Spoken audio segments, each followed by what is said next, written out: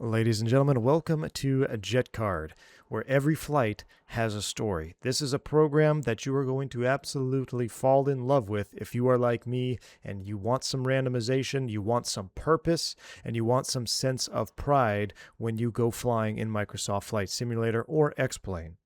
This particular program is focused around the corporate jet and charter world, which is something that I did many years ago. So I am a little bit familiar with how it operates. And I got to tell you, JETCARD really hits the nail on the head when it comes to adding excitement and that sense of purpose for being a pilot in Flight Simulator. There's two real avenues for JETCARD. When you first start out, you are going to be a charter pilot and you're going to be open for business. You're going to be getting trips off the charter board and working for other people. As you build experience and money, you'll be able to then branch off and start your own company if you so wish, or you could go ahead and get hired by the already existing companies in JETCARD or the other player-owned companies that are up and coming. Myself included here on the channel, I do own and operate V1 Executive Charter. You'll be seeing that here on stream. At the time of recording this video, we are still accepting applications, but right now the acceptance rate is low just due to the anticipation of the sovereign release, where we're going to then increase our fleet significantly, and then those flow of applicants will then be moving much more rapidly. So, well, with that said, let me go ahead and show you how to be a charter pilot in JETCARD. Now, this video is going to be tailored to someone who's already an employee of a company. I'm going to link Blue Game's video down below. He did a phenomenal video describing the little intricate details of starting up JETCARD for the first time. Because I'm already a business owner, I'm going to skew this video towards being an employee. And I hope you fully enjoy your experience with JETCARD, because I know I sure have. Looking at the left-hand side here, you're going to have a logbook of all your recent flights. You're going to have the charters tab, which we're going to come back to this in a moment. This is where you're going to live as a freelance or a contract employee. This is a trips tab. This trips tab will be available to you once you get hired by a company. We'll come back to that. This is the live map. These are all the JETCARD users that are flying right now live. You're probably wondering why some of my aircraft are showing as orange. Right now, that is because I am a business owner, and those are my fleets that are airborne or either taxiing out or getting ready to take off. So that's why my aircraft look a different color. The leaderboard, this is pretty cool if you want to start getting competitive. The leaderboard, it's got a player pilot leaderboard amongst the whole program, and then also a company operator leaderboard here on the right-hand side. We'll come back to that in a moment. The airports, these are all supported airports from JETCARD. There are more coming. I feel like every update or so, there seems to be some additional airports that get added, but not every single airport is supported. So if you do want to fly in and out of a certain airport, just come here and check it out and make sure it is in the system. As you can see, there is a whole lot of airports. If it's a major airport or a secondary airport, it's probably in JETCARD. There's still a few out there that I'd like to see added in the future, such as Armenia, SKAR down there in Colombia. But there are plenty of great airports available, plenty of diverse flying and diverse climates and continents to fly on here with JETCARD. You'll have the banking section. Here's going to look a whole lot different than mine. You're going to have the aircraft market section. That's for when you want to purchase aircraft and eventually work your way up. You have a job board. The job board is if you want to be hired by a company, this is where you're going to look. You're going to look here, you're going to see who is hiring, and then you're going to apply to said company right here. The company overview tab, this is for when you do successfully get hired by an operator and you are going to pretty much live in and out of the company tab. All right, so let's first go over the charters tab real quick. We're going to come back to charters. This is where, again, you will live as a freelancer or a contract employee. You're going to go ahead and select your trips from here. You can select, say you have an airport that you really like. Say you like flying out of the new Fort Lauderdale that got released. You can type in Fort Lauderdale here, and you have all the trips to and from Fort Lauderdale. You can continue to filter this down if you wish. You can also search your favorite airports or by your location. You could quick search by distance. So right now, out of Fort Lauderdale, the shortest flight out of or to Fort Lauderdale on the charter board is 191 nautical miles. When you do select a trip that you want to do, say for this instance, you want to go from Mike Yankee Echo Hotel into Fort Lauderdale, you're going to select an aircraft. This is a part of JETCARD that I really enjoy as being a market or contract pilot not working for anybody. The aircraft selection list, when you go ahead and select aircraft, it is basically going to give you a minimum aircraft category that you must comply with. For instance, this particular video, I'm looking at a turboprop flight. That means if I'm not an employee of a company, I can fly this route with any aircraft that is above the minimum class. Turboprop happens to be the lowest available class in JETCARD at this time. So you could fly any aircraft available to you on that particular trip. Where you need to be careful is that JETCARD is not going to hold your hand at what type of airport you are flying into and out of. So if you want to fly the 737 BBJ and you're going into a tiny little airport that's designed for a turboprop, you might have a problem. Now, it doesn't happen all the time, but it can happen, and it has caught me off in the past before. So keep that in mind. But this is something that I really enjoy about JETCARD, because in the Microsoft Career Mode, you are pigeonholed into flying your fleet on those Azobo-determined routes, which in my opinion are way too excessive. As long as I have the minimum aircraft category, I should be able to fly a larger or faster aircraft on that category route as long as I have the performance to do so. JETCARD will allow you to do that. As long as you are flying a class above the minimum class, you will be able to fly that airplane on that particular trip. Again, I reference you to the Blue Games video where he goes over the class of aircraft in a little bit more detail. For me, as an employee of a company, I'm going to be limited to the aircraft available at my company. That's where things get a little bit different. So let's carry on how we fly as a company. One other time that you're going to come back to this charter tab as an employee is when we do company sanctioned events, such as positioning and moving aircraft for live real world events, such as FIFA, NASCAR, F1 racing, and other events that JETCARD allows you to do in real time as they happen in the real world. So as the FIFA Cup is going on, there's going to be a lot of traveling for FIFA. We're going to hit on this here after I go through the standard way of generating trips as an employee. So we will come back to this tab in a moment. All right, you've got hired by V1 Executive Charter. That is my virtual airline here on JETCARD. And now you want to know how to schedule trips. So this is what you're going to do. You're going to come over to the Trips tab either here, or you can do it over here. It doesn't matter. You can do it under the Company tab or on that main site there on the left-hand side. You're going to select an aircraft. Selecting an aircraft is going to be limited to the aircraft that are available right now. You'll also notice where their location is, and then you're going to generate a trip off of that aircraft.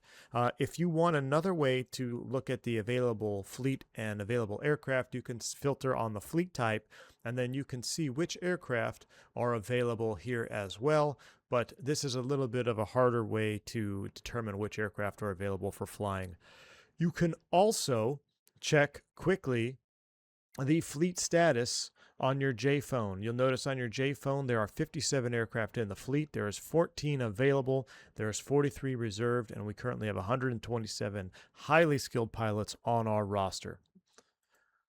So there's 3 different ways to find out what jets are available and where they're at, but again, this is going to be the easiest selection right here. So let's say today that we want to fly a brand new Citation Sovereign that is out of our brand new South American theater at Medellin, Colombia.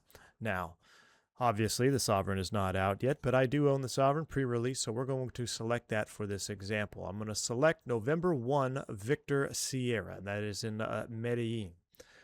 Now I'm going to determine what type of flying do I want to do. I can do a random 2-leg trip and generate it. That's a heck of a trip. It's going from Medellin to Savannah, Georgia, up to Puyallup. Not even sure where that is. All right. But now we're going to have a random jet in Puyallup. That's totally fine. Eventually, we're going to have to get those aircraft kind of back down to their area of operation to keep the flying in their zone. So I'm going to show you another way to book a flight. If perhaps you didn't want to do that one, though, you could always re-roll it. And you can see here we've got a trip from Medellin to Boca Raton and then a ferry leg up to Atlanta. When you look at the ferry legs or the empty legs, they're not prohibited operating for V1 Executive Charger. If the ferry leg goes to an airport that you just really want to go to, feel free to go there. But just keep in mind that that's just going to be a withdrawal on your cash at hand because the aircraft is not making any money when it flies empty. So if you don't want to do the empty leg, which I advise against, you can re-roll and now you have 2 more live legs. But if you notice, the aircraft keeps getting going north or getting further away from its destination or its home base in Medellin. So the other way to book a trip is to go ahead and select, I want to book a trip, but I want to do it returning to base here at Medellin. So I'm going to re-roll, and when I click generate, the aircraft is going to return a second leg to any base in the system. So Burbank is our West Coast headquarters.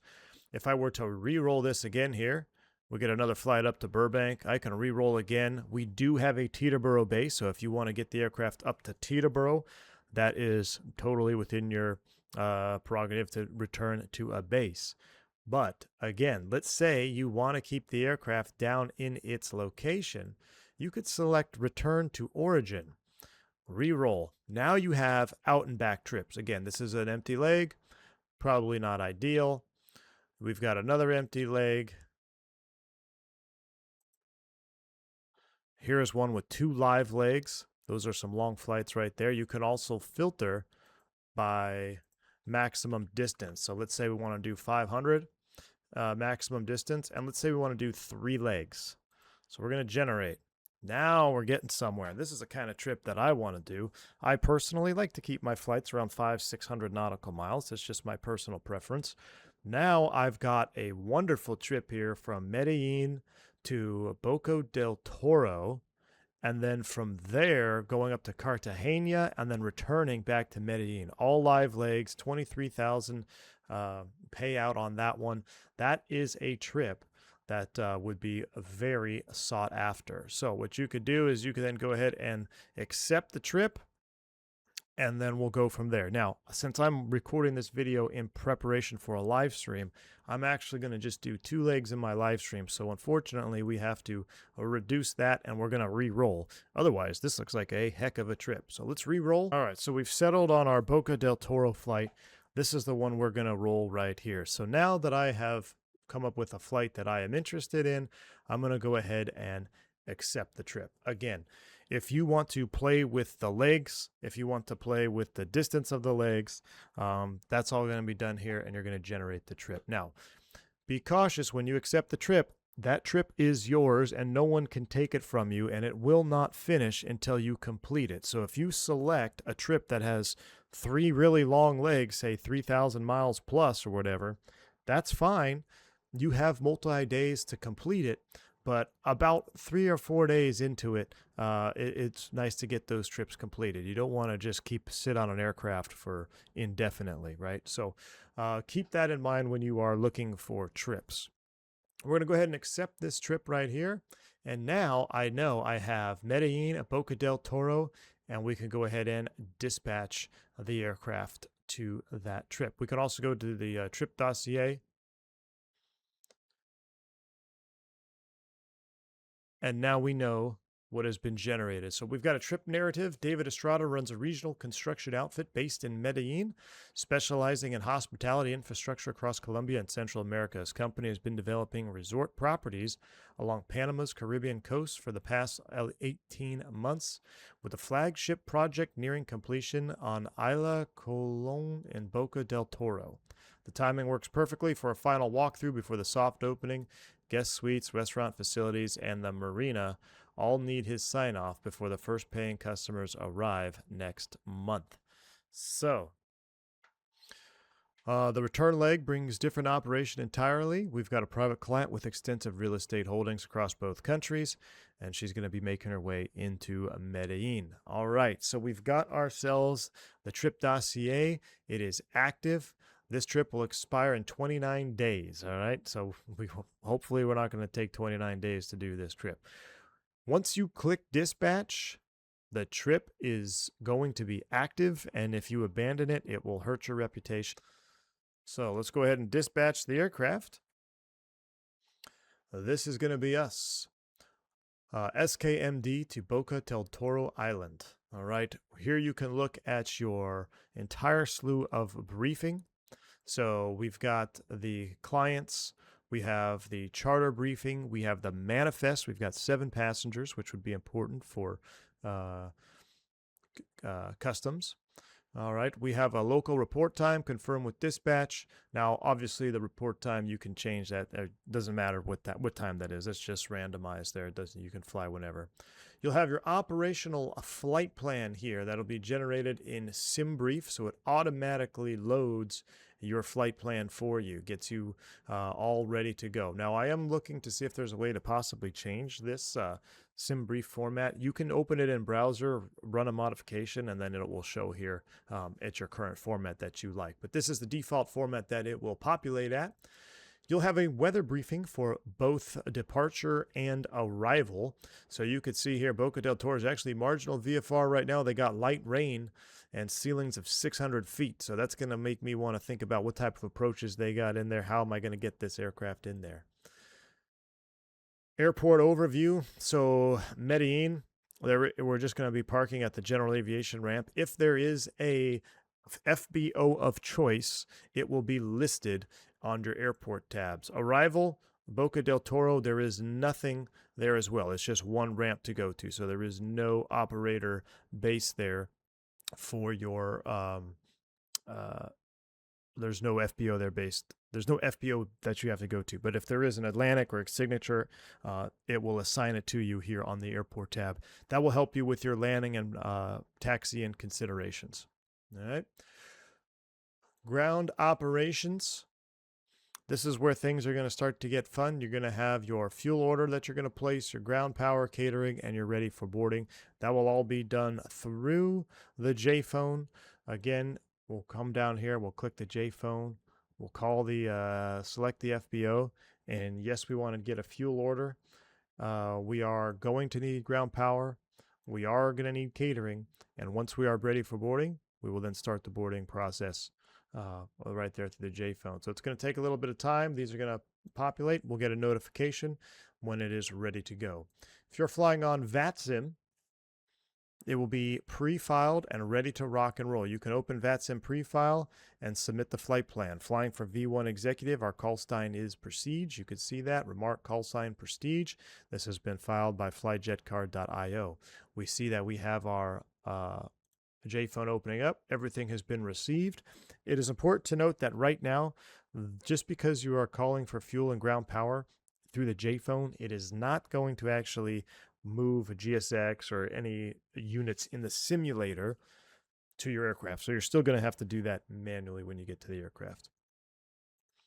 Flight tracker, this will be the live flight tracker for the flight coming out of SKMD, going up to MBPO. ACAR is currently under development, and then the financials of this particular trip. So this is going to show you what you're spending money on, how much fuel it's cost, etc. You can see our operational flight plan block fuel, 3,900 pounds, burn, alternate, San Jose, Costa Rica. So it's going to cost 13 grand, or we're going to get paid 13 grand. It's going to cost 4,000. The operator is going to take home $8,000, and then you will be paid salary off of that.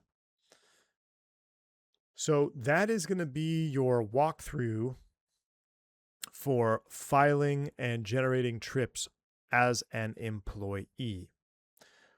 One other thing to note, I said we're going to come back here to the charters tab. You can see I do have a charter book. That's myself right now. If I were to search for V1, every now and then you will see a possibility of a random trip that'll be set here under the charter tab. And that just means that the clients have called us to do a trip. Most of the time, 98% of your trips are all going to be accomplished by going to your trips page, scheduling a trip, and or generating it and dispatching it. Once you have a trip dispatched to you, you are responsible for completing that trip. No one else can fly it, and you can't fly anything else until that trip is either completed, or you have been released, or you abandon the trip. Let's talk about that real quick. Abandoning the trip is going to cost you.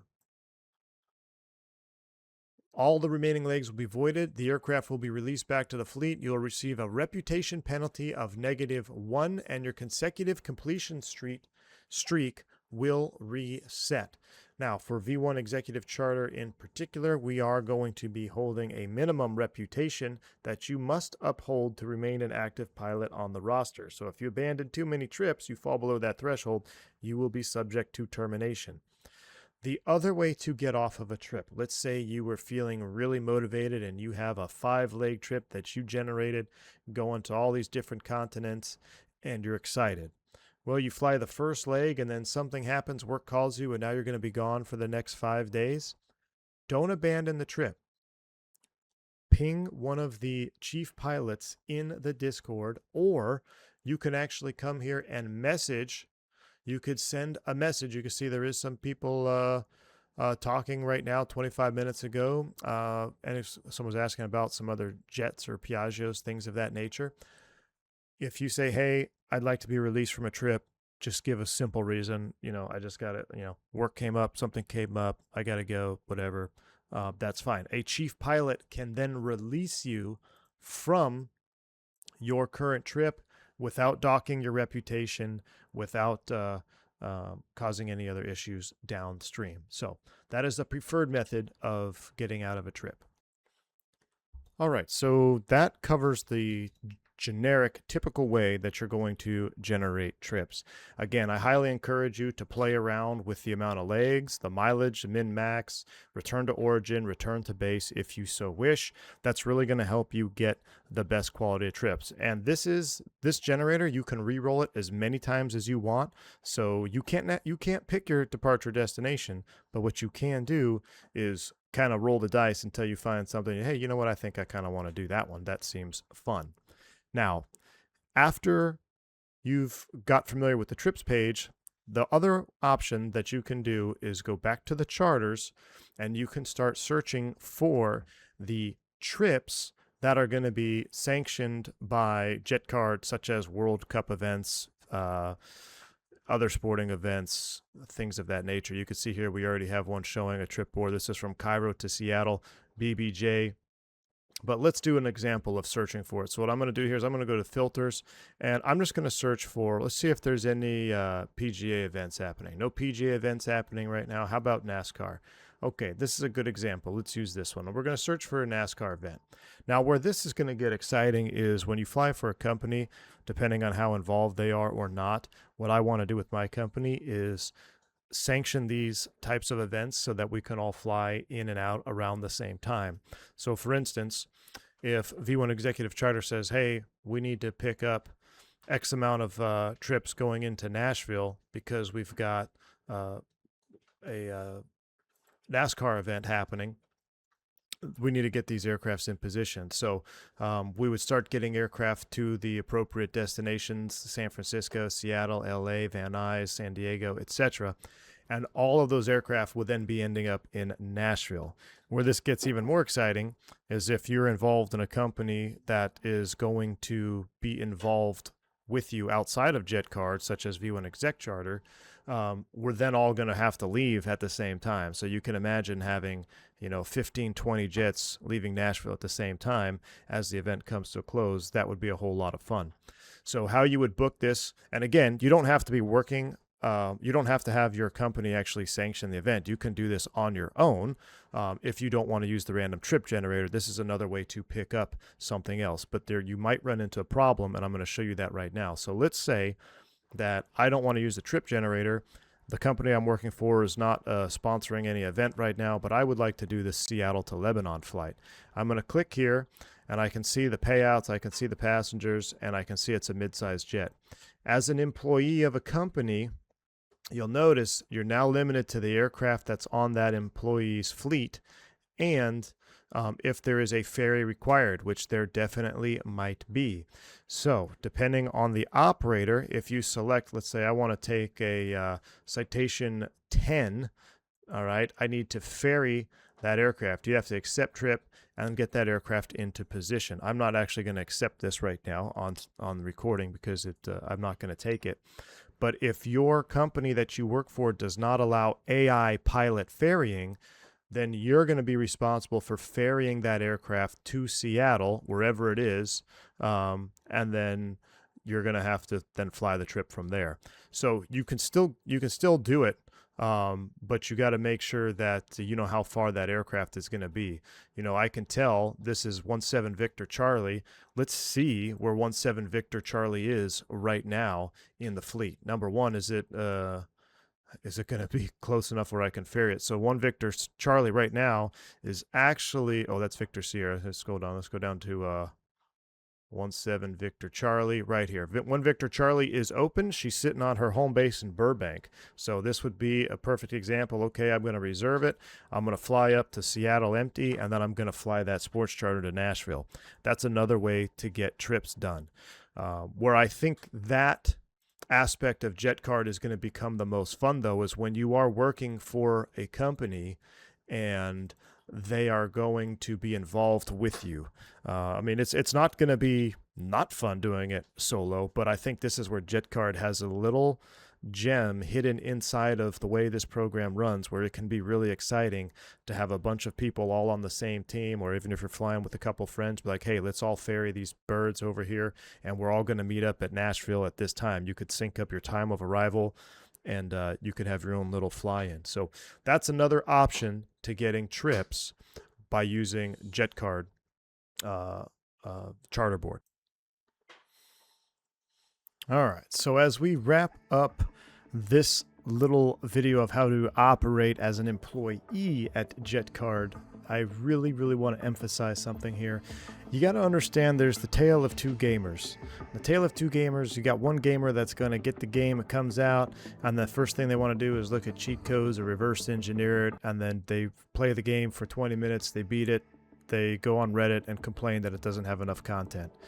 There's the other gamer who gets a game, they don't go looking for cheat codes or meta clicks or whatever it may be, and they play the game the way it's intended to be played, and they thoroughly enjoy the experience that they have.